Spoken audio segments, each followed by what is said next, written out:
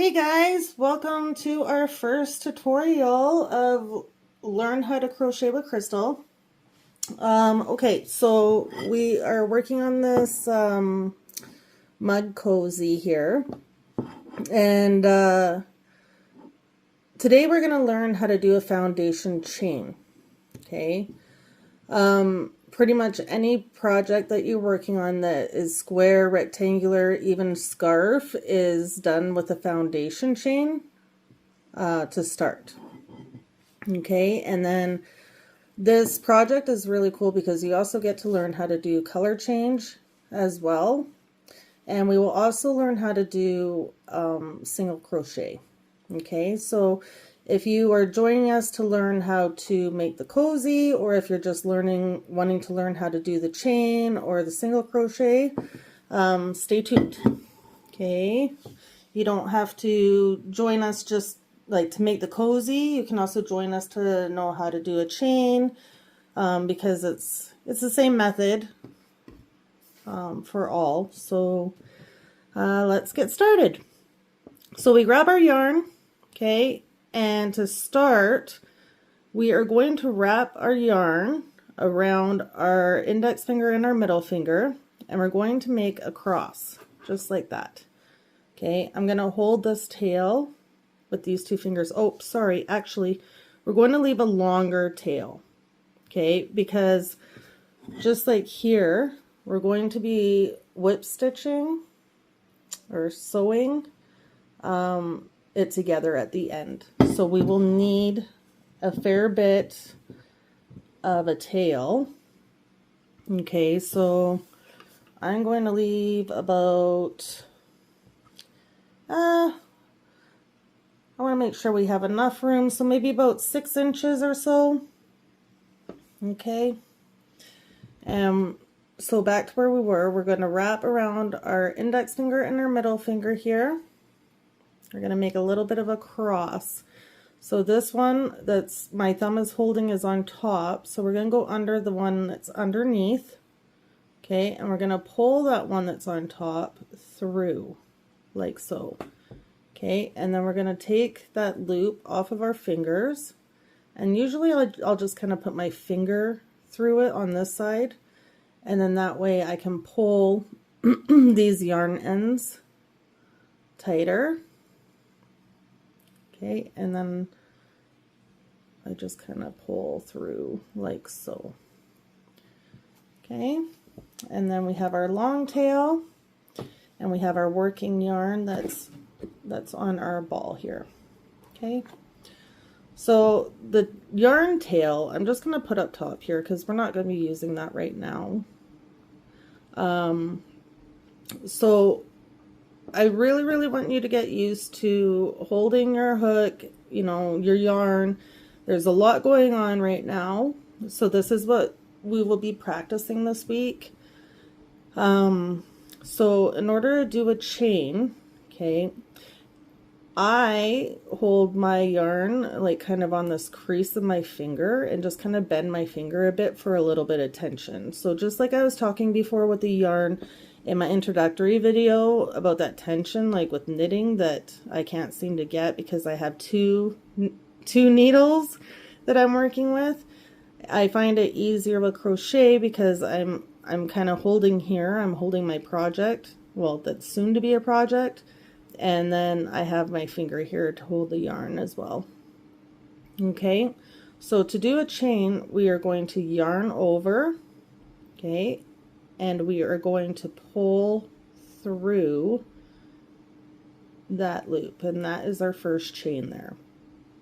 Okay, so we're going to do that again. We're going to yarn over, and we're going to pull through that loop. So that's 2. Okay, now keep in mind when I'm yarning over, I don't have my hook facing me because I'm going to get caught on that loop on my hook.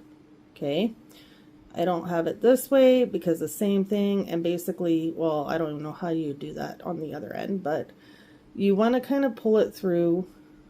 It's almost perfectly fit this little teardrop here for your hook to come through there.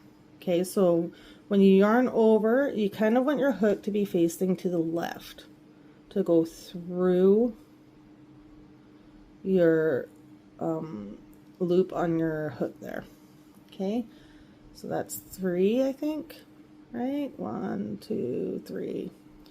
Okay, 4, yarn over, pull through, 5.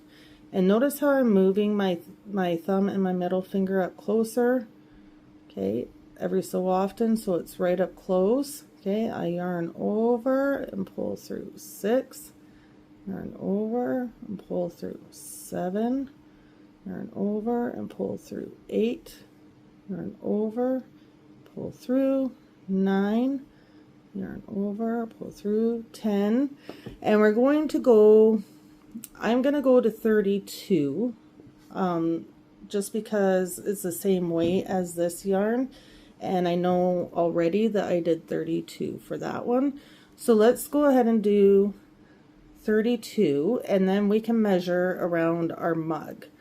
Okay, so 11, 12, 13, 14, 15, 16, 17, 18, 19, 20, 21, 22, 23, 24, 25, 26, 27, 28, 29, 30, 31, oops, 31, and 32. All right, so there's my chain of 32.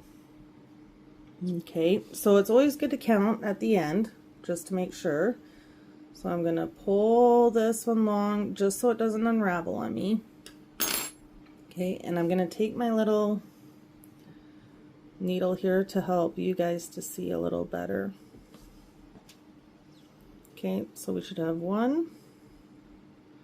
So we count here. This one, 1, 2, 3. Okay, 4, 5, 6, 7,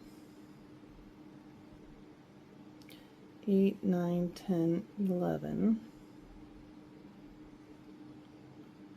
12, 13, 14, and 15. So that's halfway. Okay, 16, 17, 18, 19, 20, 21, 22, 23, 24, 25, 26. So I count like these top loops, if you want to say, and opposed to the holes. 27, 28, 29, 30, 31, and 32. Okay, right here. Perfect. Okay, so 32. So I take my mug and I pull the yarn around it, try to make sure that it's not twisted or anything like that. And I'm gonna go into like the center of my mug. Okay, and you will want to kind of pull it snug at first. Okay, so that's pretty snug there. So that's okay. So the end here is right where my thumb is here. That's where the knot is. So if you look, I probably have about enough room for like one more stitch, but that's going to be our working stitch right there. Okay, so where that yarn is at this end and here, it's about a stitch difference. Okay, so that's kind of what you want, because you're going to have a working chain in between as we go. So you kind of want it a stitch, like a stitch in between there. Oh, that's better. Okay, so you want it snug. I mean, it's still movable, right? It's still movable, but it's snug, and that's kind of what you want. Like if I push it really hard, like I can make them meet, and that's basically kind of what you want. So, and again, it still moves. So that's what you want, because the working chain will bring it like this, and then it will become a little looser. Okay. All right. So everybody's mug is going to be a different size.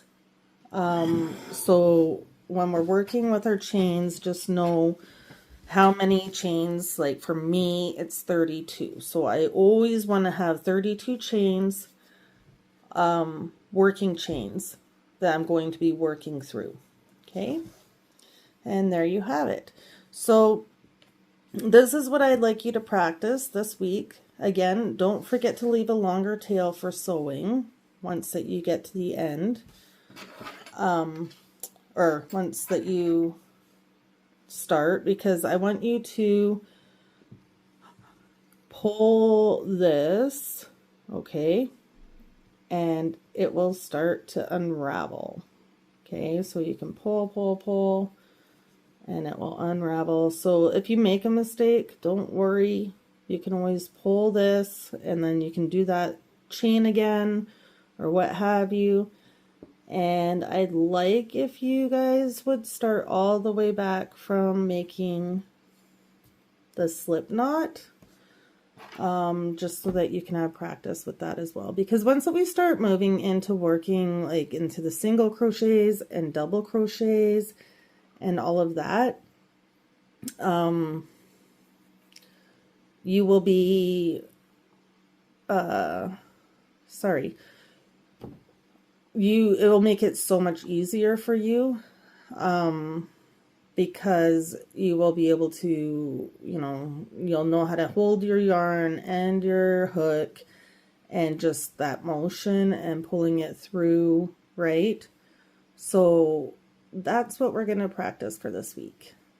All right, so don't forget to subscribe, like this video, and we will see you next Monday. Bye!